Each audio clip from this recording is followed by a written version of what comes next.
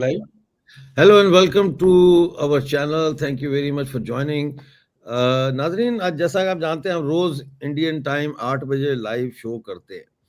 कल एक हमारे जानने वाले हैं, उनसे प्रोफेसर हैं, वो उनसे बात हो रही थी तो उन्होंने कहा कि ये IMF लोन जो है ये पाकिस्तान जो है ये क्यों देता है पाकिस्तान को, बार बार देता है। ये भी नहीं कि एक दफा देता है, बल्कि एको आ रहा है मेरे ख्याल है।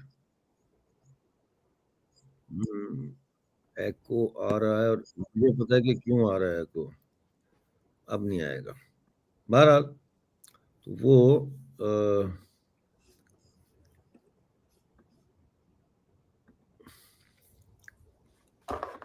इसको ये आ गया। अच्छा, एको आ रहा था, उसको थोड़ा सा ठीक किया। आप लोगों को मेरी अगर आवाज आ रही है तो नीचे थम्स अप का निशान बना दीजिए।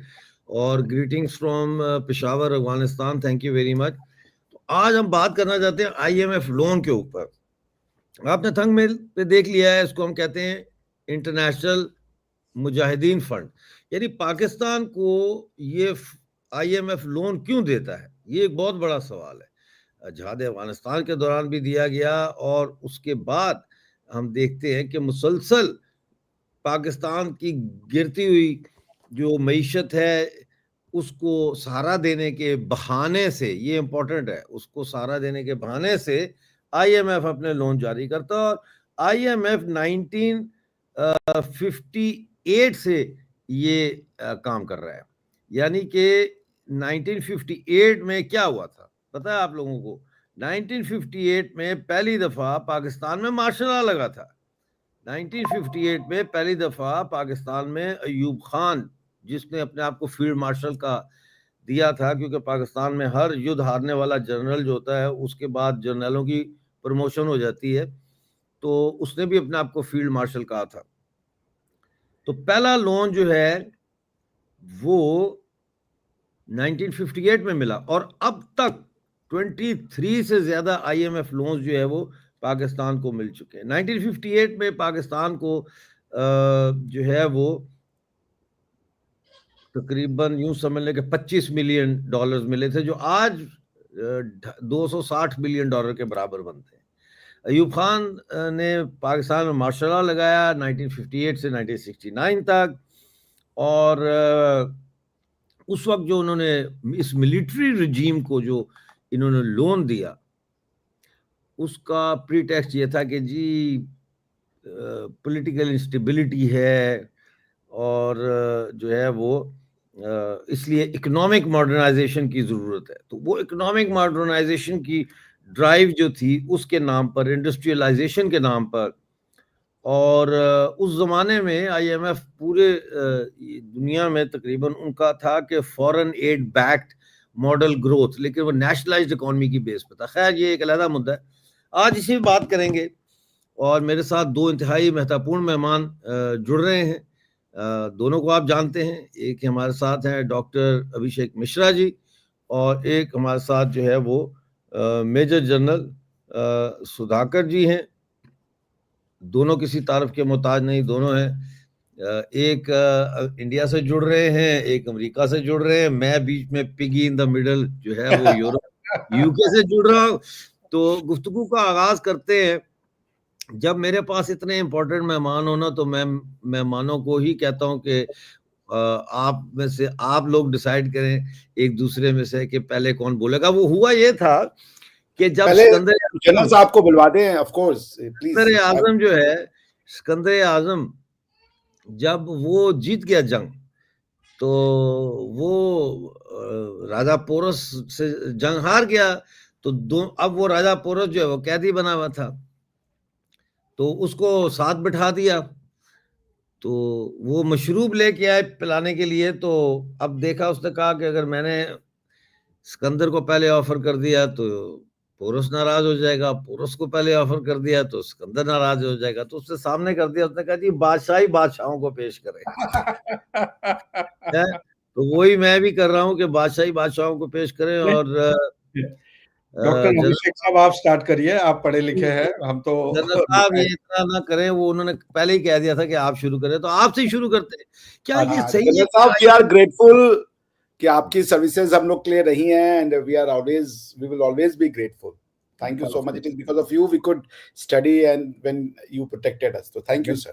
Very kind to say that. Thank you so much. ठीक है, और जैसे ये प्रोग्राम चलता जाएगा, आप लोगों से दरख्वास्त है इसको ज्वाइन करें, सुपर थैंक्स, सुपर चैट भी है, और पेड मेंबर भी बने, सब्सक्राइब भी करें, और जरा शेयर करें ताकि ज्यादा से ज्यादा लोग हमें सुन सकें।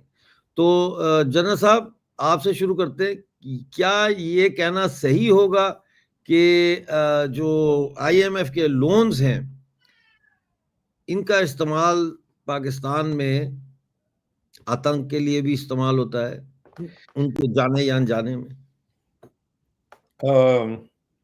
डॉक्टर मिर्जा साहब नमस्कार, तहे दिल से मेरे जो डिस्टिंग्विश को पैनलिस्ट हैं डॉक्टर अभिषेक साहब, उनको भी बधाई हो। बहुत महत्वपूर्ण सवाल आपने उठाया है।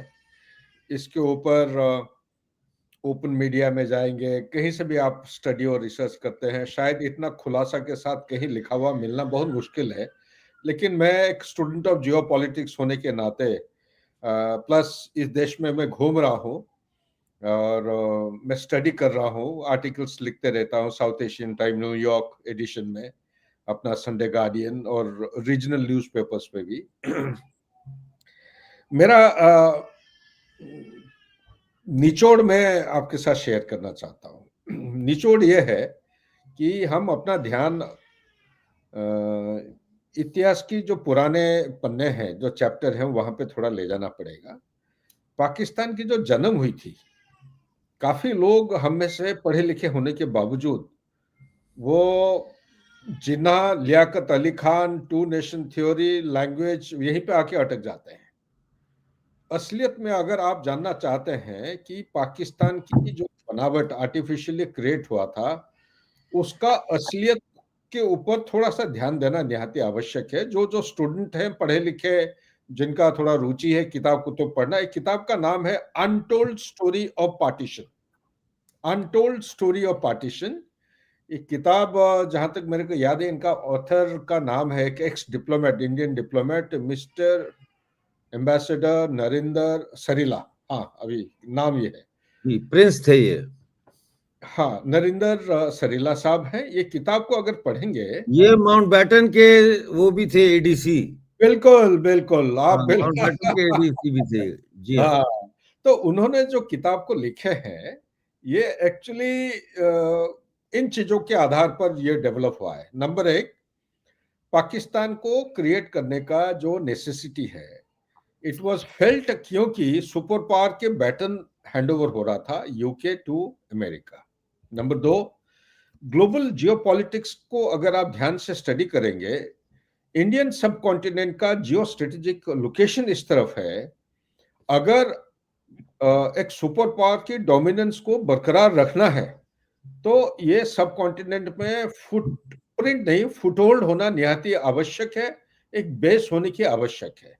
सेकेंड वर्ल्ड वॉर के बाद अगर पाकिस्तान चुना गया था क्रिएशन के लिए, तो यहाँ पे एक स्ट्रेटेजिक बॉम्बर बेस के लिए उन्होंने चुना था। स्ट्रेटेजिक बॉम्बर बेस किस लिए? स्ट्रेटेजिक बॉम्बर बेस इसलिए चुना गया था क्योंकि USSR या सोवियत यूनियन की जो स्फीयर ऑफ इन्फ्लुएंस है, बहुत तेजी रफ्तार से ये बढ़ती जा रही थी पर्शियन ऑयल फील्ड की तरह, और अरेबियन सी, वार्म वाटर, क्योंकि रशिया उन दिनों में सोवियत यूनियन के पास अभी भी सेवास्टोपोल को छोड़ के अभी वार्म वाटर पोर्ट है नहीं। क्रीमिया तो उन्होंने जोर जबरदस्ती एनेक्स कर रखा है 2014 को। अदरवाइज देखेंगे USSR या रशिया के पास आज के दिन में कोई भी वार्म वाटर पोर्ट नहीं है एक्सेप्ट फॉर ब्लैक सी में सेवास्टोपोल। तो उन दिनों में USSR के पास भी वही स्थिति था, तो वो चाह रहे थे अरेबियन सी के अंदर किसी भी तरह एक एक्सेस को सिक्योर करना निहाती आवश्यक है। उस समय एक सुपर पावर हुआ करता था सोवियत यूनियन, तो उसका एक्सपेंशन या स्फीयर ऑफ इन्फ्लुएंस को रिस्ट्रिक्ट करने के लिए, लिमिट करने के लिए एक स्ट्रेटेजिक बेस की जरूरत थी। तो सवाल ये आता है, पाकिस्तान क्यों, हिंदुस्तान के अंदर क्यों नहीं? तो सवाल की जवाब ये है कि इंडियन नेशनल कांग्रेस जब से ये फॉर्म हुई तब से लेके अभी तक एक स्ट्रेटेजिक ऑटोनॉमी या नॉन अलाइंड पोस्चर नहीं, एक फिलोसॉफी को अपनाया था, अभी भी अपना के रखा है हिंदुस्तान ने। तो उस समय ये कह रहे थे कि हमारा फिलोसॉफी था कि हिंदुस्तान के मिट्टी के ऊपर कोई विदेश का बेस नहीं होगा या कोई स्ट्रेटेजिक बेस या मिलिट्री इंस्टॉलेशन नहीं होगा। तब से लेके अभी तक इसी फिलोसॉफी को एक्सटेंड किया जा रहा है और हम फॉलो करते जा रहे हैं काफी हद तक, मेरे समझ के मुताबिक। I may be wrong, professor साहब बैठे हैं, doctor Abhishek is much more learned. So यहाँ पे इसी चीज को एक लाइफ देने के लिए, एक ट्रांसलेट करने के लिए उन्होंने एक स्टोरी स्टार्ट किया था, टू नेशन थ्योरी, लैंग्वेज के आधार पर हिंदू मुस्लिम। और जिन्ना को, वही जिन्ना कुछ साल पहले वो पार्टीशन के खिलाफ थे, वही जिन्ना जब मुस्लिम लीग ये जो रेफरेंडम हुआ 40 के आसपास, मेरे ख्याल से 46 या जब भी हुआ था, रेफरेंडम के बरखिलाफ काफी स्टेटमेंट भी दिए हैं। लेकिन वही जिन्ना मजबूरन ऐसा स्थिति, ऐसा इसको कैलिब्रेट किया गया कि उनको हाँ बोलने में मजबूर होना पड़ा। तो इन्हीं के साथ लियाकत अली खान थे। ये है जो पाकिस्तान की क्रिएशन। इसको आप देखिए कि उस समय की बात है, अभी और 20th सेंचुरी में सेकेंड वर्ल्ड वॉर के बाद जो परिस्थिति है काफी चेंज हो चुका है। लेकिन जो geo strategic importance of Pakistan है वो ऐसा जगह पे लोकेटेड है, यह ईरान के ऊपर ध्यान रखने के लिए आपको एक फैसिलिटी देता है, एक अफगानिस्तान के अंदर जाने के लिए एक रूट है, ये पेशावर होके आप जा सकते हो उधर काबुल तक, कहाँ से आपका सी बेस कराची से लेके वहां तक जा सकते हैं। तीसरा, एक चाइना को कंटेन करने के लिए, ये भी बता दो, एक किताब है, बहुत अच्छी किताब, ये डैनियल मार्के ने लिखा है किताब, नो एग्जिट फ्रॉम पाकिस्तान। उस किताब की निचोड़ समय को मद्देनजर रखते हुए मैं कहना चाहता हूं, उन्होंने ये कहा है किताब में कि चाहे पाकिस्तान और यूएसए के बीच में रिश्ता कितना गड़बड़ हो जाए, कितना भी टॉर्मेंटिंग हो जाए या हो जाता है, इसके बावजूद अमेरिका पाकिस्तान को छोड़ नहीं सकता है। काफी सारे कारण दिए हैं, 3 जो मुख्य कारण हैं उन्होंने दिया है। नंबर 1, इसका उन दिनों में यह होता था 6th या 9th largest, 6th largest arm forces, आजकल थोड़ा नीचे चला गया है। ग्लोबल पावर इंडेक्स में 9th हुआ करता था, अभी 12वीं या 13वीं नंबर पे चली गई है पाकिस्तान। सबसे सेकंड पॉइंट है, इसके पास न्यूक्लियर और जो स्ट्रेटेजिक मिसाइल की जो आर्सेनल है ये ऐसा तादाद में है और इस किस्म की रेंज है, ये अमेरिका को टारगेट करने लायक काफी पोटेंशियल है। और सबसे इंपॉर्टेंट चीज उन्होंने हाईलाइट किया था कि विश्व में अगर आप देखेंगे 2022 को यूएसए का जो स्ट्रेटेजिक डॉक्ट्रिन या स्ट्रेटेजिक सिक्योरिटी जो उन्होंने निकाला था, नेशनल सिक्योरिटी स्ट्रेटेजी, अक्टूबर के महीने में शायद निकला था, उसमें क्लियरली लिखा है कि अमेरिका का जो अहम एनिमी या नंबर 1 एनिमी जो है वो है चाइना। तो America will do anything and everything to contain, counter and contest America effectively. ये उनका, इसीलिए तो इंडो पैसिफिक के ऊपर डोनाल्ड ट्रंप ही खुद 2017 को उन्होंने रिवाइव किया था कॉन्सेप्ट। ये 2007 को स्टार्ट हुआ था, जापानीज प्राइम मिनिस्टर जब आए थे इंडिया में, अनाउंस किए थे पार्लियामेंट में। तो लेकिन ये बीच में काफी डॉर्मेंसी आ गया था, लेकिन डोनाल्ड ट्रंप साहब ने उसको रिवाइव किए थे, माइंडफुल ऑफ द फैक्ट कि आज के दिन में वो थ्रेट नहीं रहा जो पहले हुआ करता था। अभी चाइना एक थ्रेट की तरह उभर के निकला है, तो उसको कंटेन करने का ये किताब में लिखा है बड़ा क्लियरली कि Pakistan is the only country in the world which enjoys the best of relationship with military and the civil hierarchy and leadership of China. अगर चाइना को कंटेन करना है या एंगेज करना है तो पाकिस्तान की मध्य, आपका ध्यान अगर ले लेंगे 70s में हेनरी किसिंजर और निक्सन का जो विजिट था चाइना के अंदर, चाइना को डायरेक्टली नहीं गए थे और रशिया और सोवियत यूनियन को तोड़ने के लिए ये पाकिस्तान का मदद देके चाइना के अंदर घुसे थे और चाइना का मदद देके यूएसएसआर को डिसइंटीग्रेट किया गया था। तो इसीलिए बहुत सारे कारण हैं, लेकिन समय बहुत कम होने के नाते मैं यहीं पे इसको खत्म करूंगा। सो इसीलिए जो सवाल आप पूछ रहे हैं, ये जो आईएमएफ, इनडायरेक्टली मैं बोल चुका हूं, जो भी कुछ दिया जाता है या एक डिफाइंड लाइन नहीं है कि वो पैसा आ रहा है कि सिर्फ सोशियो इकोनॉमिक डेवलपमेंट के लिए खर्चा होगा। पाकिस्तान का स्थिति आज के दिन, आप तो 23वां कह रहे हैं, मेरे रिसर्च के मुताबिक पाकिस्तान को ऑलरेडी 25 ये जो बेल आउट हो रहा है, ये सितंबर 2024 को अप्रूव हुआ था। ये $7 बिलियन का है, अभी शायद 1 पॉइंट समथिंग कुछ दे रखे उन्होंने। तो ये 25th बेल आउट पैकेज है पाकिस्तान के लिए। इसी तरह वो देते रहेंगे क्योंकि एक स्ट्रेटेजिक बेस है चाइना के खिलाफ, अफगानिस्तान में जो कुछ हो रहा है, ईरान में जो कुछ हो रहा है, और सबसे बड़ी चीज है इंडियन ओशन रीजन और हिंदुस्तान के ऊपर नजर रखना, क्योंकि हिंदुस्तान एक ऐसा देश है। आज के दिन में मैं काफी जगह घूम के आ रहा हूँ, मिडिल ईस्ट, यूरोप, और यहाँ एक नजरिया, एक समरी निकालने के लिए कि सबके मन में भय नहीं है, बल्कि एक गर्व की, एक फख्र हो रहा है कि हिंदुस्तान जैसे देश है जिसका क्रेडिबिलिटी अंतरराष्ट्रीय लेवल पे बहुत हाई है, और इस किस्म की देश एक शाइनिंग स्पॉट है आज इकोनॉमी, या ब्राइट स्पॉट है, और उसको आगे बढ़ना चाहिए। तो इसी के आगे मैं कहना चाहता हूं थ्यूसिडाइड ट्रैप। थ्यूसिडाइड ट्रैप एक प्रोफेसर एलिसन है अमेरिका के, सोशियो पॉलिटिकल साइंस का मेरे ख्याल से एक्सपर्ट है।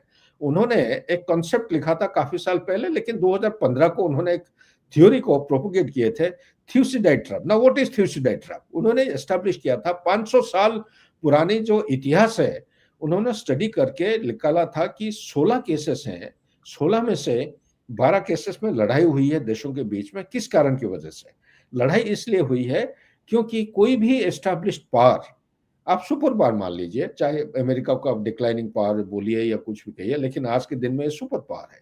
कोई भी एस्टैब्लिश्ड पावर कोई राइजिंग पावर को will not allow to come up to its footing. तो इस चीज को अगर आप मद्देनजर रखेंगे तो 5i की बात करिए, अमेरिका की बात करिए, G7 लीडिंग इकोनॉमीज की बात करिए, ये एक ईर्ष्या की वजह से हमेशा कोशिश करेंगे कि हिंदुस्तान को चेकमेट करने की, हर कदम कदम पे चेकमेट करेंगे, ताकि हमारा इकोनॉमी जिस स्पीड पे बढ़ रहा है, आज अगर देखेंगे, कल या परसों मेरे पास किसी ने भेजा था, पीएमओ सेक्रेटरीट या कहीं से आया था एक सोशल मीडिया का, G20 कंट्रीज का उन्होंने लिस्ट बना रखे हैं। हिंदुस्तान का जो रेट ऑफ ग्रोथ है जीडीपी का सबसे हाईएस्ट है, 6.5%। पूरा G20 कंट्रीज का पूरा लिखा हुआ है, अब का नहीं है, 2021 से लेकर 25 तक पूरा 5 साल का उन्होंने कंप्यूट किया है। तो इससे ये जाहिर है कि हिंदुस्तान शाइनिंग स्पॉट और ब्राइट स्पॉट, जिस रफ्तार से हम बढ़ते जा रहे हैं, इतने पाबंदियां, इतने रिस्ट्रिक्शन, इतने चुनौती के बावजूद, तो डे इज नॉट फार जब हम will overtake, we have already become the fourth largest, and now we can aspire to become the global power by 2047, even earlier than that. Therefore, आपका जो सवाल है, क्या ये टेररिज्म के लिए खर्चा हो रहा है, मेरा जवाब में ये है कि कोई वहां पे चौकीदार नहीं बैठा है। पैसा किस लिए खर्चा हो रहा है? पुराने लोन्स को चुकाने के लिए ये नए लोन्स ले रहे हैं, और उनको यूएसए मदद करते जा रहा है। ये जरूर खर्चा हो रहा है। मिसाल के तौर पे जो F-16 उन्होंने दिए थे कि काउंटर टेररिस्ट ऑपरेशन के खिलाफ इस्तेमाल करने के लिए, more than one occasion evidence हमारे पास है, ये हिंदुस्तान के खिलाफ उन्होंने इस्तेमाल किया है। So I hope I have answered your question. Back to you जी, डॉक्टर साहब। जी बहुत शुक्रिया, आपने काफ़ी डिटेल से इस मुद्दे को लिया है। अब मैं चलता हूं अभिषेक जी के पास और उनसे पूछते हैं, डॉक्टर साहब आप बताएं कि ये सवाल तो बड़ा सिंपल है कि क्या IMF का लोन जो है वो टेरर फंडिंग के उसमें आते हैं या नहीं आते हैं? सीधी बात है।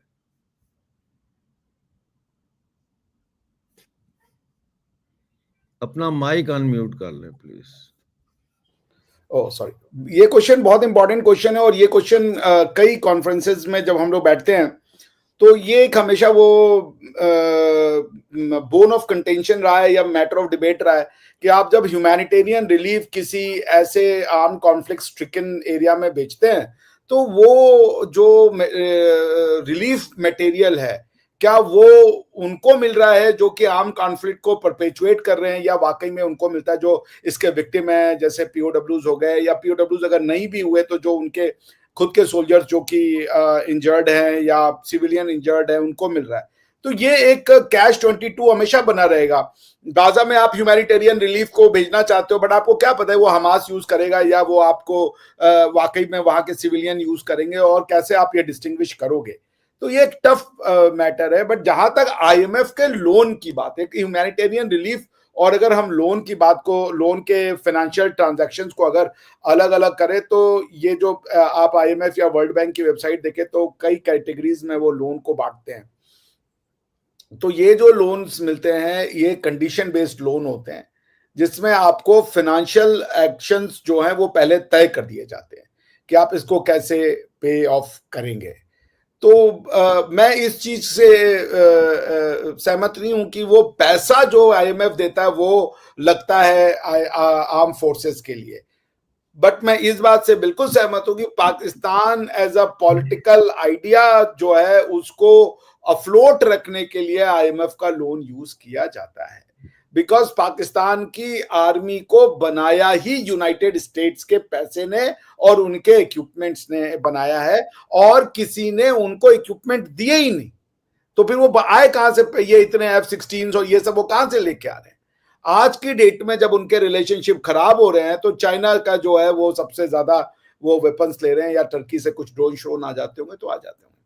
तो बॉटम लाइन ये कि यस, ये जो लोन है आईएमएफ का, आप 27 बार बेल आउट हो रहे हो, 27 बार रिन्यूअल हो रहा है लोन का, मतलब आप पिछला लोन नहीं पे कर पा रहे हो, उसके बाद भी आपको हम अफ्लोट रख रहे हैं। That's a problematic thing. इसका रीजन इसका ये सोचना पड़ेगा कि क्यों दुनिया पाकिस्तान को या विश्व पाकिस्तान को फेल नहीं होने देना चाहता। क्या वो जैसा कि मेजर जनरल साहब एल्यूडेड टू कि ये एक तरीके से इंडिया को बिजी रखना चाहते हैं, चेक रखना चाहते हैं, ताकि इंडिया अगर राइज हो तो पाकिस्तान को काउंटर बैलेंस के रूप में यूज किया जा सके, या पाकिस्तान अब इतना डेंजरस हो चुका है कि अगर ये फेल होता है तो ये सारी दुनिया का सरदर्द होगा, क्योंकि जो स्पिल ओवर होगा पाकिस्तान का, जैसे आप देखें वर्ल्ड को रीऑर्डर करने का जो 1919 का एक्सपीरियंस है और 1945 का, दो एक्सपीरियंसेस हमारे सामने आते हैं।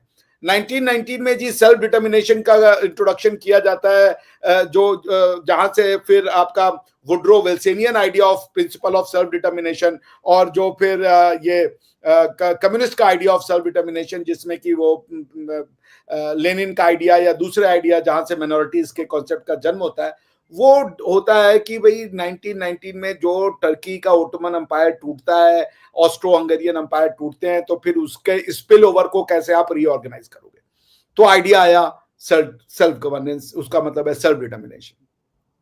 फिर जब यही 1945 में जब डीकोलोनाइजेशन शुरू हुआ, जब एम्पायर्स गिर गए यूरोप के भी, बिकॉज कि आप अगर पढ़े या स्टडी करें तो जब 1919 में principal of self governance withdraw Wilson लेके आए अमेरिका से यूनाइटेड यूरोप के पॉलिटिकल ऑर्डर के लिए, तो उनसे बाकी देशों ने भी बोला कि भाई ये तो हमें भी दे दो। तो उन्होंने कहा ना, principal of self determination is an exclusive phenomena applicable only for the European countries. वो जो यूरोप के बाहर जो कॉलोनियल कॉमनवेल्थ है वो उस पर अप्लाई नहीं करता। तो बॉटम लाइन मेरे कहने का ये मतलब है कि पाकिस्तान अगर टूटता है, पाकिस्तान के टूटने का मतलब पाकिस्तान का political idea the glue of Islam which has already failed itself. अभी मैं आरजू जी के चैनल पे था, वहां पे हम लोग ये डिस्कस कर रहे थे, बड़ी इंटरेस्टिंग फिनोमिना है टू नेशन थ्योरी। आप बांग्लादेश के लोगों से पूछिए do you believe in two nation theory, वो कहेगा हाँ, हिंदू मुसलमान साथ नहीं रह सकते। फिर उससे पाकिस्तानियों से पूछिए do you believe in two nation theory, वो भी कहेगा हाँ टू नेशन। अभी आसिफ मुनीर ने बोल दिया था। अब क्वेश्चन ये है कि ये दोनों कंट्री टू नेशन थ्योरी के आधार पे अपनी एग्जिस्टेंस और सॉवरेनिटी को मेंटेन कर रही हैं, मगर ये खुद साथ में नहीं रह सकते। सो अब मुस्लिम जो पाकिस्तान का है वो एंटी हिंदू है, वो मुसलमान है नहीं, उसको इस्लाम का ही नहीं समझ में आता। और जैसा मैंने बार बार कही उस पर समझा दिया है कि नेशनहुड का कॉन्सेप्ट जो है वो डिफिकल्ट कॉन्सेप्ट अब्राहमिक फेथ के लिए इसलिए हो जाता है क्योंकि वो कई चीजों को क्लियरली समझ नहीं पाते। जैसे मोजेस का गॉड और मोहम्मद का गॉड सेम गॉड है, लेकिन किसी मुसलमान से पूछे तुम जूस हो, कहते नहीं नहीं नहीं हम जूस नहीं, हम जूस नहीं, हम जूस नहीं। अरे भाई ये कैसे हो गया? अगर मोजेस और मोहम्मद का गॉड एक गॉड है, then how is it not possible कि तुम जूस नहीं हो भाई? जबकि आप देखिए हमारे यहाँ ये प्रॉब्लम नहीं है। एक आप पूछे अभिषेक जी आप बुद्ध हैं? हम जी बुद्ध है। आप पूछे जी आप सनातनी? हाँ जी हम सनातनी हैं। आप जैन हैं? हाँ जी हम जैन हैं। हाँ जी आप सिख हैं? हाँ जी हम सिख हैं, में कोई ऑब्जेक्शन नहीं। हम तो क्रिश्चियन हिंदू मुस्लिम सब बनने को तैयार हो जाते हैं, क्योंकि जो रियल मोनोथीज्म का आइडिया आया दुनिया में या विश्व में जो कि लोगों को जोड़ सकता था वो सनातनी व्यवस्था थी।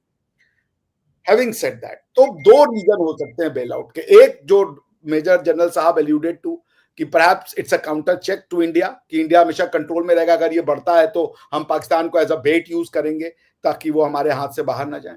दूसरा कि perhaps Pakistan has become so big कि अब इसका अगर डिसइंटीग्रेशन होता है, यानी Pakistan as an idea fail होता है, तो which idea will govern it? ये 24 करोड़ आपने जिहादी तैयार कर दिए, which political idea will fill in the gap? अगर टू नेशन थ्योरी फेल हो रही है, पाकिस्तान का मतलब क्या, ला इलाहा अगर फेल हो रहा है, वहां पे आप सेक्युलरिज्म इंट्रोड्यूस कर रहे हो, आप रिलीजन के डोज को कम करने की कोशिश कर रहे हो, तो उसका फॉलोआउट क्या होगा?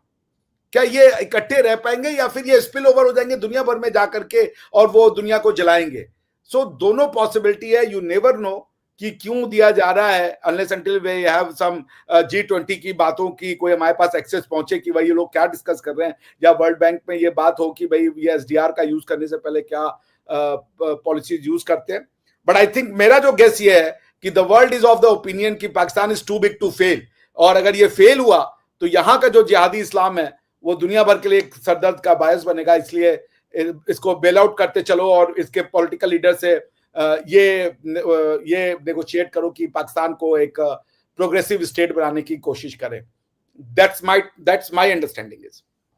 ठीक हो गया। अब जरा मैं ये दिखाना चाहता हूँ सबको ये वाला इमेज। ये हमारे एक फैन है, हमारे एक मित्र भी हैं, वो प्रोफेसर हैं, उन्होंने ये खुद अपने हाथ से बना के तो मुझे कल सेंड किया था, जहां से ये आइडिया आया कि आज का लाइव शो हम इस टॉपिक पे करेंगे। उनका ये कहना है कि अमेरिका IMF को सपोर्ट करता है, IMF पाकिस्तान को लोन देता है और फिर पाकिस्तान उस लोन से अमेरिकी असला खरीदता है। तो ये एक साइकिल चल रहा है।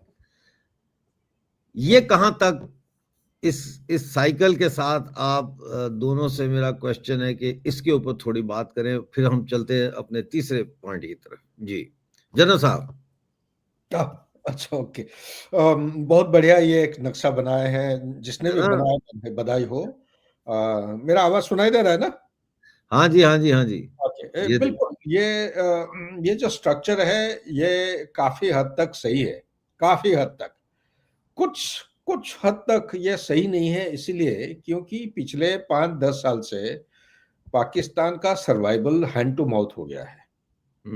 और खास तौर पे आप 2021 के बाद अगर देखेंगे, जब से ये इमरान खान तालिबान को भेजा है अफगानिस्तान में, तब से situation has become virtually precarious. Precarious means economic situation is so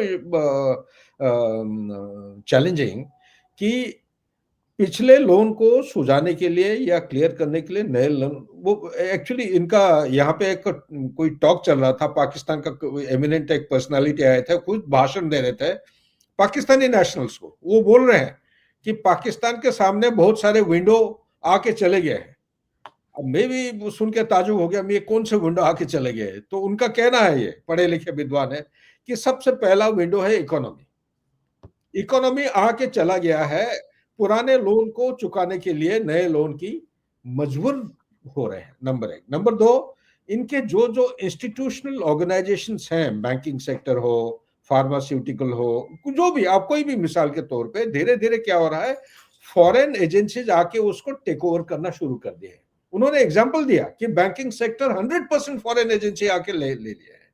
और 2-3 उन्होंने उदाहरण दिए थे, एक बैंकिंग था और एक कुछ था, मेरे ख्याल से फार्मास्यूटिकल समथिंग, ही सेड कि 80% have already come and taken over. एक हाँ, electronic and communication. Electronic and communication ये एक सेंसिटिव वाइटल वर्टिकल होता है कोई भी नेशन बिल्डिंग में। यहाँ पे अगर 100% फॉरेन कंपनी का आके ले जाते हैं, यू कैन वेल इमेजिन किसकी तरह वो हिंट कर रहे हैं। China has taken over complete thing. Electronic, एक देश का इलेक्ट्रॉनिक सिक्रेसी अगर कॉम्प्रोमाइज हो जाता है, आप मान के चलिए, it is not a vessel state, it has become an extension of China. So therefore मैं सिर्फ, आप तो IMF की उदाहरण ले रहे हैं, मैं सिर्फ एक एडजंक्ट जोड़ना चाहता हूं कि चाइना का भी हाथ है, पैसा दे रहे हैं, लेकिन जरूरी नहीं है ये पैसा से वो हथियार खरीद रहे हैं, जरूरी नहीं है। ये सर्वाइवल के लिए वो बहुत नेसेसिटी हो गया। दे हैव क्रॉस्ड, वो बोलते हैं ना, पानी नाक के ऊपर आ चुका है अभी, आइदर दे ड्राउन और they do something else miraculous to accept the fault line and take a sincere and a logical course of action for a progressive and developing milestone and the end state. ये होना नहीं है, पाकिस्तान के अंदर ये नहीं हो रहा है. So to answer in short, your sketch that you have shown is absolutely correct to large an extent. This used to be followed couple of years back. आज के दिन में पाकिस्तान हथियार के लिए पेमेंट छोड़िए, आज के दिन में ये बोरोड मनी कहां से ला रहे हैं, चाइना से या यूएसए से लेके वो लोन उनका जो चुका नहीं पा रहे हैं इसी पे ही इस्तेमाल हो रहा है. To the best of my understanding, I may be wrong, doctor Abhishek will throw some light. जी अभिषेक जी. नहीं, इसको मेजर जनरल साहब ने बहुत अच्छे से एक्सप्लेन किया. मैं उसमें बस ये जोड़ता चलूं कि मैं इस पिक्चर से, देखिए ये कॉन्डुइट का क्वेश्चन है कि क्या ये कॉन्डुइट है. दुनिया भर में कॉन्डुइट यूज होते हैं, जो काम डायरेक्टली नहीं किया जा सकता उसको इनडायरेक्टली करने के लिए. तो क्वेश्चन ये है कि क्या पाकिस्तान को आर्म सेल अभी भी कर रहा है through the conduit of IMF. Question ये है कि आप आईएमएफ को पैसा दे रहे हो, आईएमएफ पाकिस्तान को पैसा दे रहा है और पाकिस्तान जो है वो फिर उससे यूएस से पैसा ले रहा है, तो अल्टीमेटली वो पैसा घूम फिर के यूएस के पास ही आ गया. मैं इस बात से अभी सहमत नहीं हूं. आज की डेट में ये नहीं है ऐसा, क्योंकि पाकिस्तान को कोई भी अमेरिकन सेल हो नहीं रही है बहुत ज्यादा. ये तो एक ऑडिट करके ही सामने आ जाएगा कि आप जो है वो जो पैसा जा रहा है अमेरिका से, पाकिस्तान ने पिछले दिनों में कौन कौन से आर्म्स एंड अम्यूनिशन परचेज किए हैं, अगर वो पब्लिक कमिटी के अंडर में नहीं है. बिकॉज कि अब अगर मेरी अंडरस्टैंडिंग गलत नहीं है तो मेजर नॉन नेटो अलाई का जो दर्जा है जिसमें कि कई वेपन परचेज पे फ्री उनको छूट मिलती है, उसको भी स्ट्रिप करने की बातचीत की जा रही थी पाकिस्तान के लिए. तो ये बात तो अमेरिकन को भी समझ में आती है कि पाकिस्तान जो जिहाद है वो अमेरिकन को बहुत कॉस्टली पड़ेगा. War on terror for all intent and purpose should be termed as war on जिहाद. ठीक है ना. तो वो वॉर ऑन जिहाद अगर आप ओसामा बिन लादेन से लड़े, ओसामा बिन सऊदी अरेबिया में लड़ा रहता था, उसने गिरा दिया वर्ल्ड ट्रेड सेंटर को. उनको बात समझ में आ गई कि ऐसा नहीं है कि जोग्राफिकली लिमिटेड लोग रहेंगे या जोग्राफिकली रिस्ट्रिक्टेड रहेंगे. तो वो अमेरिका का एक्सपीरियंस जो वर्ल्ड टावर का हुआ है या 9/11 का हुआ है, उसके बाद से अमेरिका ये गलती नहीं कर सकता कि वो वेपन बेचे इस तरीके के जो कि बहुत डिस्ट्रक्टिव हो सकते हैं पाकिस्तान के साथ. वो पाकिस्तान को इकोनॉमिकली अफ्लोट रखना चाहते हैं, मगर वो पाकिस्तान को एक पोटेंट वैसा नहीं रखना चाहते. जैसे आप देख लेना, ये जेम्स जो मेजर जनरल साहब बताएंगे, जेम्स डिफेंस करके बहुत रेप्यूटेड वो आता है, वो उनकी आप वो देख ले कि वो कहां से आर्म्स एंड एम्यूनिशन खरीद रहे हैं, कौन कौन सी कंपनियों ने बेचा है, ये बात सामने आ जाएगा. मेरे हिसाब से अब ये सही पिक्चर है. The picture is all correct, but I think presently ये उतनी रिलेवेंट नहीं है बिकॉज चाइना हैज रिप्लेस्ड, और आईएमएफ में सभी कंट्रियों का पैसा लगता है, वोटिंग होती है, तो वो भी बहुत मैटर करता है. जी ठीक है. एक ब्रेकिंग न्यूज आ रही है मेरे पास कि बलूचिस्तान में सोराब सिटी जो है उसके ऊपर बलोच कर्मचारियों का मुकम्मल कब्जा हो चुका है और उन्होंने वहाँ पे जो है वो कोर्ट्स की बिल्डिंग्स पे और पुलिस स्टेशन पे और रेलवे स्टेशन गालबन है वहाँ पे, उस पे और हाईवे के ऊपर पूरा कंट्रोल संभाल लिया है और इस वक्त वो वहाँ चेकिंग कर रहे हैं. तो सोराब पर बीएलए का या बीएलएफ का शायद कब्जा हो चुका है. पूरे शहर में इस वक्त कर्मचार घूम रहे हैं. अब देखना ये होगा कि ये क्या माजी की तरह कुछ घंटों के लिए ये कैप्चर किया गया है या ये फाइनली एक सिटी को लिबरेट करने जा रहे हैं. अच्छा, ये जो इमेज है ये वाकई में 70s में 80s में और 90s में तो ये ट्रैजेक्टरी कह लें या जो भी कह लें उसको, ये ट्रायंगल सही थी. लेकिन अब आहिस्ता आहिस्ता जो है वो इसमें तब्दीली आ रही है. ठीक है, मान लेते हैं दोनों पढ़े लिखे लोग हैं, मैं क्या कह सकता हूँ उनके आगे. लेकिन यहाँ एक सवाल है और वो सवाल ये है कि एक तरफ तो ठीक है, हम मानते हैं कि पाकिस्तान की इकॉनमी बहुत ख़राब है और उसकी हालत बड़ी ख़राब है और बार बार बेल आउट करना पड़ता है, लेकिन पाकिस्तान टेरर फाइनेंसिंग में तो शरीक है. टेररिज्म को वो चला रहा है, टेररिस्ट कैंप चल रहे हैं, उनके लिए असला खरीदा जाता है, उनकी ट्रेनिंग की जाती है, उनका पूरा एक लॉजिस्टिक्स का निज़ाम है, मदरसे हैं, सारा कुछ है, उसके लिए तो पैसा उनके पास है. यानी कि वो पैसा जो टेरर के ऊपर इस्तेमाल कर रहे हैं उसको तो वो इकोनॉमिक रिवाइवल के लिए या बाहर के मुल्कों की किस्तें देने के लिए नहीं कर रहे। तो इनडायरेक्टली जो है आईएमएफ का जो लोन है वो इनडायरेक्टली, जैसा आप दोनों इस बात पे सहमत है कि जी वो इनको अफ्लोट रखता है, तो किस चीज के लिए इनको अफ्लोट रहना देना चाहिए? इसलिए कि ये वहां पे ये करें जो ये कर रहे हैं, टेररिज्म का सारा हब बनाया हुआ उसको। तो मेरा वही तो अगला डॉक्टर साहब यही दो पॉसिबिलिटी तो हम लोगों ने डिस्कस की ना, या तो ये फेल है कि पाकिस्तान अगर फेल होता है तो 24 करोड़ जिहादी कौन संभालेगा इनको, कौन उनको एक जगह रखेगा, ये तो फिर इधर उधर भागेंगे। या दूसरा जो मेजर जनरल सुधाकर साहब ने कहा कि दूसरी पॉसिबिलिटी है कि they are keeping it afloat to check India's growth, कि भाई इंडिया के बगल में अगर एक नॉनसेंस बैठा हुआ है तो इंडिया कभी भी वो नहीं बनने की कोशिश करेगा जो वो बन सकता है। पाकिस्तान तो बनाया इसीलिए गया था ना, पाकिस्तान तो बनाने का मकसद ही ये था, दोनों साइड पे जो है east and west wings of Pakistan इसीलिए क्रिएट किए गए थे बेसिकली। मेरा ये सवाल है, मैं चलो अभिषेक जी आपसे पूछता हूँ, आपके पास पैसे हैं? सो थोड़े से पैसे हैं जेब में? नहीं है बहुत ना? ज्यादा तो नहीं है। अच्छा, मैं अगर आपसे कहूँ कि मुझे 1 लाख रुपया लोन दे दे, तो आप क्या सोचेंगे? क्या आपके ज़हन में बात आएगी? बहुत नेचुरल सी बात है, पहले तो लोन की सिक्योरिटी सोचूंगा कि रिकवर कैसे होगा, अच्छा, मिलेगा कैसे, देने से पहले आदमी सोचता है कि मिलना कैसा है। दूसरा ठीक मेरे है, आपके संबंध कैसे हैं, ये भी बहुत बड़ा मैटर करता है ठीक है। कि मैं वो आपको बिना, जैसे मेरे एक दोस्त ने मुझे एक बार 2000 यूरो उधार दिए थे बिना किसी उसके लोन के इंटरेस्ट के, मैंने उसको 1 साल बाद वापस किया, कोई इंटरेस्ट नहीं किया। वही मैं बैंक से लेता तो शायद 2000 यूरो का मैं 2200 यूरो 2500 यूरो। ठीक हो, यही सवाल जनरल साहब आपसे करना चाहता हूँ। मैं आपसे 1 लाख रुपया मांगता हूँ। वैसे तो इंडियन फौजियों के पास इतने पैसे नहीं होते जितने पाकिस्तानी जर्नलों के पास हैं, लेकिन चलो मैं आपसे कहता हूँ 1 लाख रुपया मुझे चाहिए, तो आप क्या सोचेंगे फिर उस वक्त? देखिए फैसला जो है आप करेंगे, जो आप डिसीजन लेंगे, वो किस बेसिस पे आप वो डिसीजन लेंगे?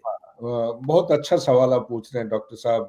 देखिए, एक ये सवाल अगर इंडिविजुअल को पूछेंगे उसका जो पैरामीटर्स ऑफ डिसीजन मेकिंग अलग होगा। यही सवाल अगर एक नेशन देश को पूछेंगे तो मेरे विचार के मुताबिक देश का जो जवाब है उसका अलग होगा। हम अभी डिस्कस कर रहे हैं national level, two nations, okay, या मैंने तो आपसे एक सिंपल क्वेश्चन किया है कि अगर मैं आपसे 1 लाख रुपए का कर्जा मांगू तो आप क्या सोचेंगे उस वक्त?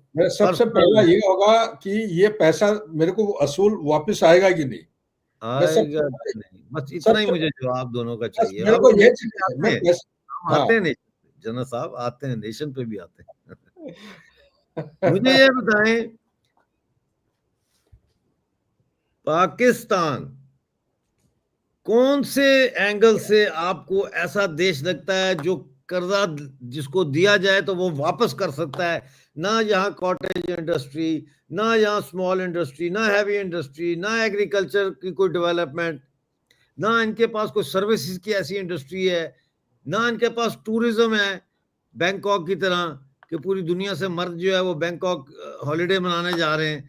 तो ये किस बेसिस पे आईएमएफ ने दिया है? मेरा सवाल ये है कि क्या आईएमएफ के ये दिए हुए लोन बदनीयती पर और डिसऑनेस्टी पर मबनी नहीं थे? Were they not a dishonest decision? Did they not make a feasibility? And if they did make a feasibility, that would have proven my point that Pakistan is unable to repay these loans. Then why did IMF give these loans? भूल जाए इसको कि जी पाकिस्तान को float रखना है, ये कहाँ जाएंगे लोग, ये कहाँ जाएंगे। मैं बिल्कुल सिंपल क्वेश्चन करता हूं, और वो सिंपल क्वेश्चन जो है, जैसे पहले मैंने किया आपसे, ये कर रहा हूं कि आईएमएफ बदनीति पर मबनी कर्जे उसने दिए, फंसाने के लिए उसने दिए, अपने जाल में फंसाने के लिए, चाहे वो अमेरिका के आशीर्वाद से दिए, जैसे भी दिए। जनरल साहब, वेरी गुड, बहुत अच्छा। ये नेशनल चैनल में जाना चाहिए आपकी ये पॉडकास्ट। देखिए आपके सवाल के जवाब आज मैंने बात की थी, इंडियन नेशनल चैनल पे मैंने बात की थी, तो ये आईएमएफ जो है ये इंटरनेशनल मुजाहिदीन फंड है, तो उन्होंने मुझे कहा जरा ध्यान से डॉक्टर साहब, ऐसा ना हो कि वो आ जाए, मतलब उधर से कंप्लेन आ जाएगी। नहीं, बहुत अच्छा। मैं आपके सवाल का जवाब शॉर्ट ये मैं करना चाहता हूँ कि जैसे चाइना पाकिस्तान को एक वेसल स्टेट मानता है या एक्सटेंडेड एक प्रोविंस है, इन्हीं का ही आप अगर 2012 को देखेंगे, गूगल करेंगे, शायद मिल जाएगा। एक ब्रिगेडियर साहब पाकिस्तान आर्मी का इंटेलिजेंस, कोर ऑफ इंटेलिजेंस के, उन्होंने एक इंटरव्यू में बताया है कि 2030 तक पाकिस्तान चाइना का एक वेसल स्टेट नहीं, एक स्टेट बन जाएगी, प्रोविंस हो जाएगा। ठीक है नहीं? सो क्यों हो जाएगा? आधे से ज्यादा आपने आंसर दे दिया, लेकिन allow me to just give out some figures. As of December 2024, Pakistan's total external debt was $131.159 billion. This includes debt to various lenders, including Paris Club countries. मैं गहरा में नहीं जाऊंगा, पेरिस क्लब आप अगर गूगल करेंगे समझ में आता, 7.541 billion, multilateral donors 38.813 billion, IMF, I'm coming to IMF 7.596 billion, and international bonds 7.8 billion. A significant portion of this debt is owed to China, totaling 68.91 billion as of November 2023. So what is it that I'm trying to say? ये loan में ऐसा घुसा हुआ है, ऐसा, it is so deeply immersed, चाहे आप कितने भी लोन देते जाएं, इसी को ही निकल के आने में ये इनका, they are not in a state to actually repay debt servicing. उनका जो इंटरेस्ट है वो पेमेंट नहीं हो पा रहा है। कोई किसी ने रफ कैलकुलेशन किया था इंटरेस्ट सर्विसिंग के लिए, doctor Abhishek will bail me out, उन्होंने क्या हिसाब किया था, $87 बिलियन चाहिए इस साल के एंड तक। कहां से मिलेगा? 87 बिलियन कोई थोड़ी ना ये 87 रुपीज या 87,000 है, बिलियन। ये कहां से मिलेगा पाकिस्तान को? So therefore, to answer your question, it is a trap. अच्छा, now the question is, why are they putting Pakistan into a trap? चाहे चाइना की बात करिए या अमेरिका की बात करिए, जब तक पाकिस्तान अनस्टेबल रहेगा, डिस्टर्बेंस रहेंगे, सोशल केओस रहेगा, केओटिक रहेगा, अनरेस्ट होते रहेंगे, this is the most conducive and suitable condition for both China and America, because there is a factor. What is that factor? The factor is dependency. जिस दिन Pakistan strong हो जाएगा economically, militarily तो है ही है, one of the largest arm forces, economically अगर strong हो गया, ये भी हिंदुस्तान की तरह आंख और दांत दिखाना शुरू करेगा। स्ट्रेटेजिक ऑटोनॉमी, हालांकि I am a advocate, as a student I have a different principle, because our national objective should be 30 trillion or more by 2047. It doesn't matter. Everything is fair in love and war, कहता है ना, एक पुरानी कहावत है। It doesn't matter where and how you compromise your principles, as long as your main central objective is progressing in a substantive form. Doesn't matter. Strategic autonomy should not be exercised beyond a limit. चाहे China के साथ हो, आपको थोड़ा बहुत selectively calibrate करके आपको cooperate करना चाहिए। चाहे अमेरिका हो, वहां पे भी कैलिब्रेटेड रिस्पॉन्स होना चाहिए। सो मैं ये एग्जांपल हिंदुस्तान का इसलिए दे रहा हूं, it is not relevant and applicable to Pakistan. Pakistan is a done state, it can not recover. Pakistan is a done state, there's no doubt about that, but India stopped taking IMF loans since I think 1992, if I'm not wrong. 92 नहीं, ये 2014 या 12, doctor अभिषेक को पता होगा, ये 12 या 1992 के बाद हमने IMF से लोन नहीं लिया। अच्छा, 2007 से 2007 या 5 से नहीं है, हम तो वैसे भी उस तरह पे नहीं है। मसला ये है कि IMF को तो बैठा होना चाहिए दिल्ली में कि हमारे से ले लो लोन, क्योंकि उनको पता है इंडिया की इकोनॉमी ग्रो कर रही है। लेकिन पाकिस्तान को लोन देना ये बदनीयती नहीं है। बदनीयती को क्या कहेंगे हिंदी में, यानी डिसऑनेस्टी भी नहीं कहते उसको, कहते हैं कि जब आपको पता बदनीयत आपकी ठीक नहीं है। बदनीयत हिंदी वर्ड है भाई। अच्छा, बदनीयती मैं ये चाह रहा था कि आप मेरा समझे, ये इसको हम बदनीयती कहते हैं, वी कॉल इट बदनीयती पर मबनी लोन्स। ये देयर आर नो, चाहे वो उन्होंने जो सोच के भी दिए हैं, लेकिन बदनीयती, they have been dishonest. Abhishek ji क्या कहेंगे? जी बिल्कुल, जैसा आपने कहा कि वाकई में 1993 के बाद से इंडिया ने, मेजर जनरल साहब ने जो कहा, वेरियस IMF के डेवलपमेंट प्रोजेक्ट आते हैं, वो लोन नहीं होता। लोन 1993 के बाद इंडिया ने कभी नहीं लिया, और वो 2000 में पे बैक भी कर लिया था SDR के टर्म में। देखिए, जो ये लोन का गेम है, या दुनिया परफेक्ट नहीं होती। जो ये लॉ है ना, लॉ एक आर्टिफिशियल एंटिटी है, जो ह्यूमन मेड लॉ है, मैन मेड लॉ जिसको हम कहते हैं, rule of law based system कहते हैं, या आप जो कहते हैं, ये मैन मेड सिस्टम है। इसमें ये बहुत मैटर करता है कि लॉ बनाने वाला कौन है, वो किस लिए लॉ बना रहा है, ठीक है ना। इसके ऊपर अगर आप, इंडिया में बहुत पहले किताब लिखी गई, उसका नाम है Nyaya Shastra by Gautam. It's one of the most intellectual book I have ever read in my life, बहुत जबरदस्त है। तो उसमें जो प्रिंसिपल ऑफ लेजिस्लेशन है, why do you make laws, ठीक है ना, क्वेश्चन तो बनता है। लॉ बना, जो नेचुरल लॉ है वो बनाए नहीं जाते, वो नेचर ने बना के भेजे, वो हमारे ऊपर लगेंगे। लॉ ऑफ कर्मा एक नेचुरल लॉ है। मगर जब आप मैन मेड लॉज बनाते हो, सिस्टम को जब आप परफेक्ट करने की या आइडियल बनाने की कोशिश करते हो, क्वेश्चन होता है किसका आइडियलिज्म।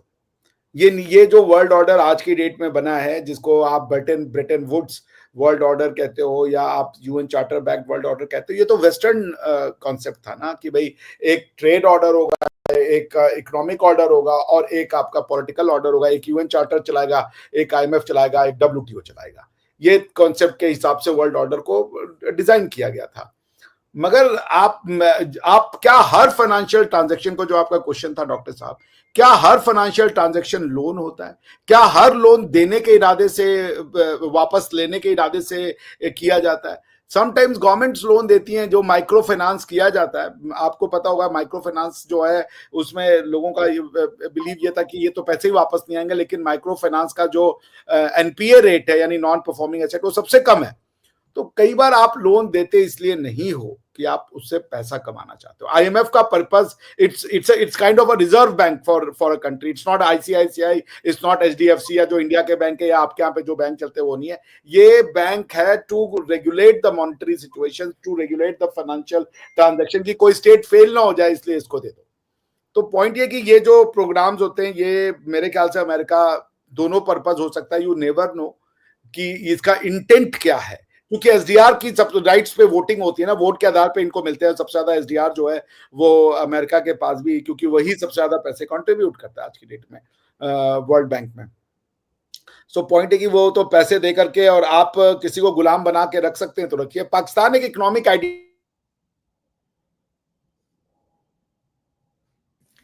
अरे क्या हो गया? जी जी जनरल साहब, मेरे ख्याल से वो फ्रीज हो गए हैं। सो कोई नहीं, आ जाएंगे। आप मैं बात करें। ओके, मैं एक दूसरा पहलू पे मैं इसको थोड़ा व्याख्या करना चाहता हूँ। जी जी जी। ये समझना पड़ेगा कि आज के दिन में अंतरराष्ट्रीय लेवल में जो गवर्निंग आर्किटेक्चर्स हैं, ये ट्रांस अटलांटिक आर्किटेक्चर बोला जाता है। Transatlantic architecture, when did it come into existence? It came into existence after second world war, 1945 के बाद। ये जितने भी स्ट्रक्चर्स या ऑर्गेनाइजेशंस एग्जिस्ट हो रहे हैं, चाहे आप IMF बात करिए, वर्ल्ड बैंक बात करिए, या आप WHO बात करिए, या आप WTO की बात करिए, यूनाइटेड नेशन सिक्योरिटी काउंसिल की बात करिए, like doctor Abhishek he brought out very one interesting point कि ये जो मॉरल्स एंड एथिक्स होते हैं ना, morals and ethics, it has to suit the national interest of the organizing architecture. National interest of transatlantic architecture is survival of this transatlantic architecture and sustainable existence of the superpower, USA as a superpower. लेकिन वो है नहीं। 21st century में status of USA has undergone change. It's a declining power, whether you accept it or not. Unfortunately, it's a declining power. Many aspects, there are prominent signatures everywhere. Technology, military might, economy देखिए, कोई भी चीज, diplomacy की बात करिए, what ever you call it. So therefore, what am I trying to indicate? I am trying to indicate IMF also was raised as a vertical, as part of transatlantic structures. आज वो transatlantic structures effective नहीं है. इनके अगर गहराई में जाएंगे, doctor साहब अभिषेक जी वो पढ़ाते होंगे, आई एम श्योर स्टूडेंट्स को, इसका एक वोटिंग राइट है. मैं हमेशा कोई टीवी पैनल डिस्कशन में कोई अगर मिलता जुलता सब्जेक्ट है, बोलता हूं Africa is the future of 21st century. लोगों को समझ में नहीं आ रहा है। Africa as one block has got 28% voting right, 28%। China क्यों जाके पैसा इन्वेस्ट कर रहा है? ये वोटिंग राइट। दूसरी बात, जो मल्टीलैटरल इंस्टीट्यूट्स हैं वहां पे चाइना इतना पेनिट्रेशन हो गया है, उनका number of staff in multilateral institutions have gone up in past 5 years, it has gone up by 4 to 5 times। क्यों कर रहा है वो? इसलिए कर रहा है because China wants to actually tilt the dominance from transatlantic relationship से लेके टुवर्ड्स चाइना और the I would say the Asian kind of a dominance।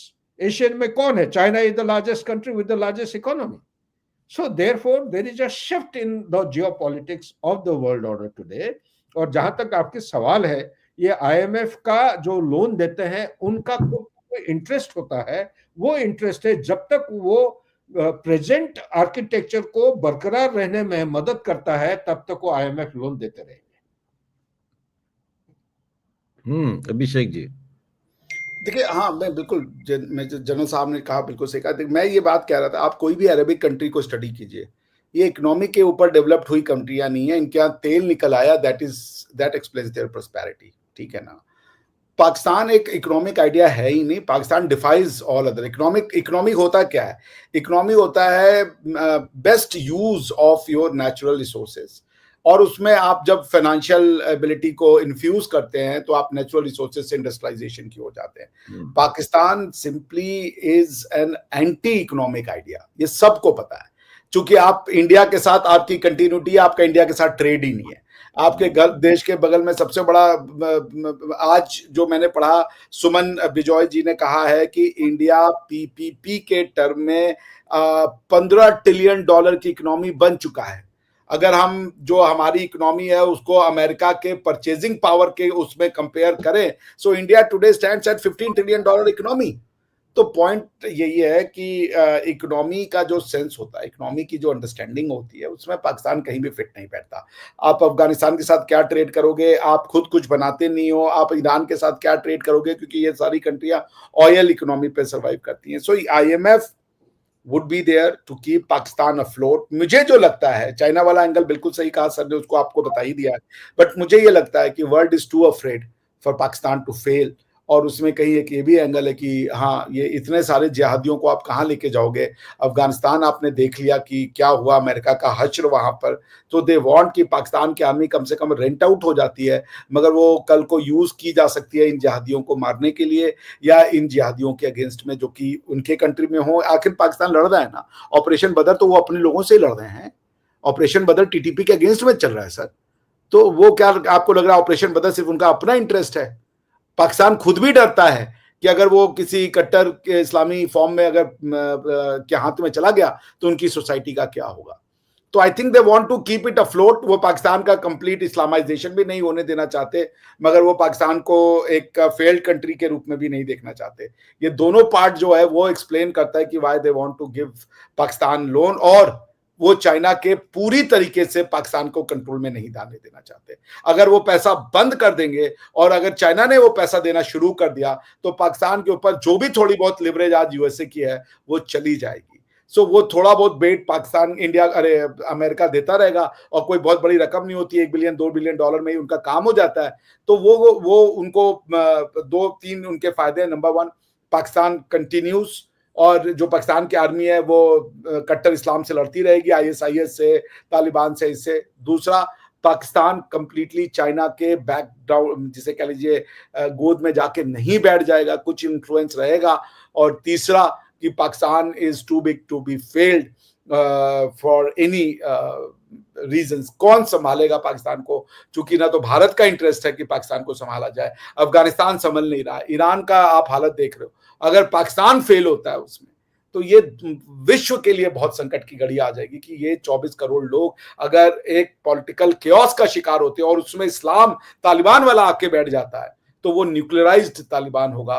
At least Afghanistan का तालिबान न्यूक्लियराइज्ड नहीं है, तो वो टैक्टिकल वेपन है, उसके बाद प्लोरीफरेशन है, बहुत से ऐसे नाइटमेयर्स हैं भाई। अगर आदमी सोचे तो वो डर जाए कि अगर कहीं ये फेल हो जाता है, ये जो सो कॉल्ड आर्मी है फेल हो जाती है, तो फिर ये किसके हाथ में जाएगा ये सारा का सारा असलाह? जैसे नेटो भाग तो गया अफगानिस्तान, सारी मिलिट्री हार्डवेयर छोड़ के भागे। अगर यही हाल हो जाए और सारा न्यूक्लियर वेपन छोड़ के ठीक भागे है। पाकिस्तान की आर्मी, ये तालिबान के हाथ में पड़ेगा। जी ठीक है, फाइनल कमेंट फ्रॉम सुधाकर जी, फिर मैं कंक्लूड करता हूँ। हाँ जी, हाँ जी, ये बहुत बढ़िया तरीके से डॉक्टर अभिषेक साहब ने व्याख्या किए हैं। मैं सिर्फ एक चीज बताना चाहता हूँ आपके ऑडियंस जो सुन रहे हैं कि ये जो पहलगाम कार्नेज और उसके बाद ऑपरेशन सिंदूर, इसको 21st सेंचुरी में एक टर्निंग पॉइंट माना जाना चाहिए। किस लिए माना जाना चाहिए?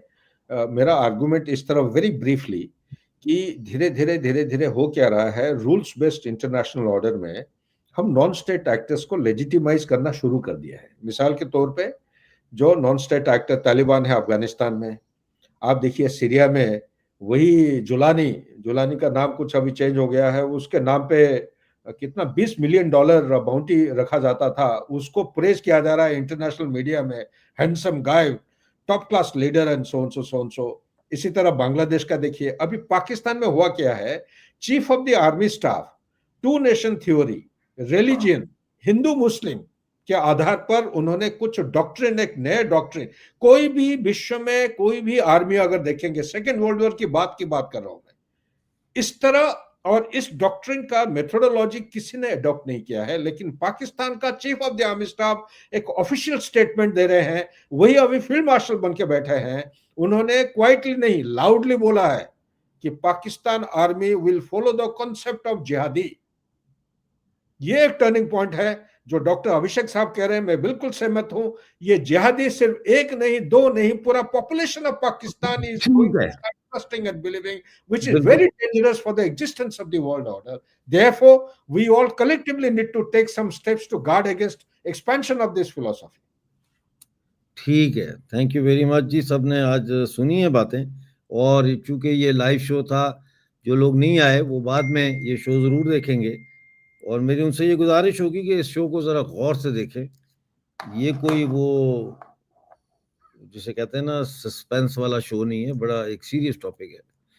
इसको गौर से सुने और फिर कमेंट में आप बताएं कि आप जो आज का टॉपिक में बहस हुई है उसके नतीजे में आप क्या निचोड़ निकालते हैं। लेकिन मैं अपना निचोड़ निकाल चुका हूँ, वो मैं अब रखता हूँ। मेरी पावर ये है ना एज अ मॉडरेटर कि अब मैं जो चाहूँ बोलूँ। मेरे गेस्ट बेचारे कुछ नहीं बोल सकते क्योंकि उनको मैंने पहले ही कह दिया है कि thank you very much for being with us.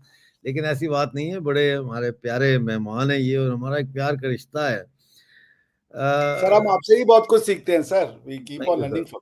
मैं ये समझता हूं कि सिर्फ इसलिए कि पाकिस्तान के पास न्यूक्लियर है और जिस तरह का ये फियर मॉन्गरिंग होती है कि जी पाकिस्तान में अगर तालिबान आ गए तो ये एटम बम किसके पास जाएगा, न्यूक्लियर हथियार कहाँ जाएंगे, ये मैं समझता हूं कि मैं इसको क्रिटिसाइज नहीं करता, लेकिन मैं इससे एग्री नहीं करता। इसलिए कि मैं समझता हूं कि जब हम ये बात करते हैं कि IMF पाकिस्तान को अफ्लोट रखना चाहता है for this that and the other, या चाइना अफ्लोट रखना चाहता है for this that and the other, तो हम पाकिस्तान के अंदर के जो इंट्रिंसिक फैक्टर्स हैं उनको बिल्कुल ही इग्नोर कर रहे हैं। इस वक्त एज वी स्पीक बलोच शर्मचार जो है उन्होंने सोराब के पूरे शहर पे कब्जा कर लिया है आज, और पहले भी करते रहे। आज उन्होंने कब्जा कर लिया है, वहां पे चेकिंग कर रहे हैं। इसी तरह सिंध बंद पड़ा हुआ है। जो पंजाब ने फैसला किया कि हम 6 कनाल्स खोदेंगे और चोलिस्तान के डेजर्ट को पानी देंगे, वहां पे जो है एक पूरा रिबेलियन हुआ है, और हमने उस पर कई प्रोग्राम किए, लाइव भी किए हैं, और सिंधियों को बुला के किए जो जिनकी जमातें पार्टियां उसमें इन्वॉल्व है और यूथ है वो। इसी तरह से POJK के अंदर जो है हम देख रहे हैं कि एक सेकुलर मूवमेंट जो है वो डेवलप हो रही है। इसी तरह से हम देखते हैं गिलगित बल्तिस्तान में आज भी प्रोटेस्ट हुए हैं, वहां पे दर्जनों लीडर्स को, 40 से ज्यादा लीडर्स जो है उनको अरेस्ट किया गया है, क्योंकि वो जो मिनरल बिल है उसके खिलाफ प्रदर्शन कर रहे थे, और एक ग्रैंड जिरगा बुलाने की कोशिश की थी उन्होंने 24 और 25 को, तो सबको उन्होंने उठा के अंदर कर दिया। ये पढ़े लिखे लोग हैं, इसमें एडवोकेट हैं और ग्रेजुएट्स हैं, और ये सारा कुछ है। इसी तरह से KPK जो है वहां पे PTM जो है उसकी बड़ी फॉलोइंग है वहां पे, उसको हम इग्नोर नहीं कर सकते। और पंजाब में ऑब्वियसली इमरान खान है, लेकिन उसको हम बात नहीं कर रहे। अब देखें इसमें जो कॉमन चीज है वो ये है कि बलोच जो इंडिपेंडेंस मूवमेंट है वो फंडामेंटलिस्ट जहादी मूवमेंट नहीं है, वो एक सेकुलर मूवमेंट है। उनमें उनकी औरतें जो है वो लीड करती हैं अपनी मूवमेंट्स को। सिंध की जो मूवमेंट है वो भी सेकुलर मूवमेंट है, जीएम सैयद की फिलॉसफी पे बेस करती है, और वो सनातन के बहुत करीब उनकी जो फिलॉसफी है वो भी जहादी इस्लामिक नहीं है। इसी तरह गिलगित बल्तिस्तान में जो तहरीक है चल रही है वो कौमी तहरीक है, उसका भी उस तरह से जहाद के साथ कोई ताल्लुक नहीं है। इसी तरह पीओजेके के अंदर तो ये साबित हो चुका है पिछले 4 साल में कि जितनी भी तहरीक चलाई जॉइंट अवामी एक्शन कमेटी ने, उसके ऊपर उन्होंने किसी किस्म के मजहब का या पॉलिटिकल पार्टी का इन्फ्लुएंस जो है उसको उसके ऊपर नहीं आने दिया। तो मुझे ये समझ नहीं आती कि ये खतरा कहाँ से डेवलप हो जाता है कि अगर बलूचिस्तान आज़ाद हो जाए, अगर केपीके अफगानिस्तान के साथ मिल जाए, अगर पीओजेके और गिलगित बल्तिस्तान वापस इंडिया में शामिल हो जाए और सिंध सिंधु देश बन जाए और ये सब सेकुलर है, तो फिर इस खित्ते में इस्लामिक जो जहादी माइंडसेट या वो है उसका खतरा कहाँ है? ये खतरा हमें बना के दिखाया जाता है टीवी पे, क्योंकि ये माइनॉरिटी है, बहुत छोटी माइनॉरिटी है, ये टेररिस्ट और ये मदरसा के स्टूडेंट और ये मौलवी और क्या है। कितनी मस्जिदें हैं पाकिस्तान में? 80,000, 1 लाख। उस हर मस्जिद में एक मौलवी है, 1 लाख मौलवी है। 45 लाख से 50 लाख तक मदरसा के स्टूडेंट हैं। आबादी की फौज को भी बीच में डाल लें आप, 6 लाख 7 लाख जो भी है, बाकी भी पुलिस वगैरह सब डाल लें आप, 20 लाख हो गए, 50 करोड़ हो गए, 1 करोड़ हो गया टोटल। लेकिन दूसरी तरफ 23 करोड़ लोग हैं जो इनके अजाब को झेल रहे हैं, और वो इस अजाब को आईएमएफ की वजह से झेल रहे हैं। इस बात को समझना बहुत जरूरी है कि आईएमएफ उनको ये सप्लाई करके थोड़ा सा ऑक्सीजन दे के इस स्टेट को, इस इलेजिटिमेट स्टेट को जिंदा रखे हुए है। चाइना लोन दे के जिंदा रखे हुए, सऊदी अरब जो है वो रोल ओवर लोन्स दे के इसको जिंदा रखे हुए, जिसको कब का मर जाना चाहिए था। इसी पर मैं आज का प्रोग्राम खत्म करता हूं। मुझसे अगर कोई गुस्ताखी हो गई हो तो मैं अपने मेहमानों से माफी मांगता हूं, और बहुत शुक्रिया आप दोनों के आने का। Thank you very much. It was like always a pleasure to have both of you on the show. Thank you, sir. Thank you, Thank you, जय sir. Thank you, Dr. Mirza. Thank you so much. Vande Mataram. Vande Mataram.